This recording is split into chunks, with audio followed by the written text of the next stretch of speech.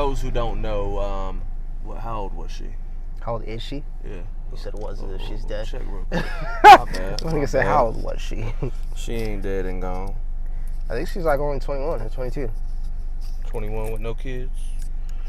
Say yeah. An idiot. Yeah, she's 21. She was born in the year 2000. Yeah. Yeah. Sha'Carri Richardson. She went to LSU. Went to LSU. Yeah. Where she was, at the finals? What, you mean when she popped positive for the whole marijuana thing situation? Yeah, she passed that one, passed the record. I don't know when this came about, really, actually. I don't know. Okay, let's just go off the top talking points then. I mean, it says right here, she won the women's 100-meter race on the U.S. track and fields in Oregon last month, but her positive test automatically invalidated her result in the marquee event. Correct. That's what it says. How do you feel about her being stripped away from that over some marijuana? Her mother died, a week, 2 weeks beforehand? I didn't know about that. Yeah. Her mother passed 2 weeks or a week before she won that race. Even through all of her trials and tribulations, she won that race. And it all got stripped away because of marijuana?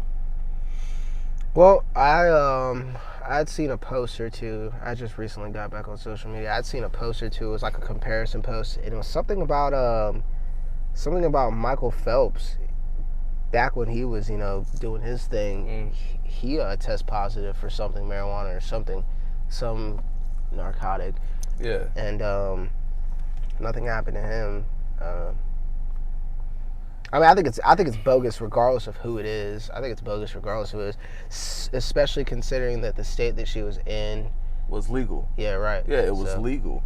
And you got people like Miriam Jones. I don't know if anybody who remembers Miriam Jones.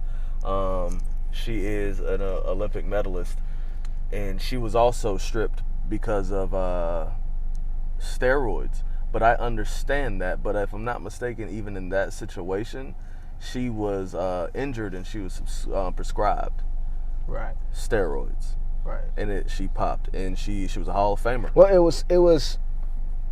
If I don't know, because I'm actually not familiar with that, but I'd like to think that those were her painkillers, right? Yeah. But they were steroid painkillers. Yeah, right. So I don't know, boss. What's next on the list? I just don't understand that. You can't tell me how to cope. My mother just passed, and either way, come on, anybody who's looking at that girl can tell that girl been smoking weed. It is what it is. It's 2021. Let's get past it. We ask that you cope in a better way. Of course, you don't want to drown yourself in controlled substances and alcohol. But at the end of the day, you can't tell somebody how to cope. If anything, why don't you get that girl some help? Yeah. And a steroid isn't going to do nothing but, not a steroid, but marijuana, that slows you down. It's a depressant. It's not a stimulant. Right. So okay, beat her ass sober then. Beat her ass sober. Win while she's sober. Completely sober. Give her 30 days to get that out of her system. Race again. Yeah. Race again. If it's that serious, but somebody need to give us some help. I mean, my mother passing away, I didn't feel the effects until this year, and that happened a year ago. Right. When you're grieving, you're grieving. There's no time limit on it. So we just ask that Sha'Carri.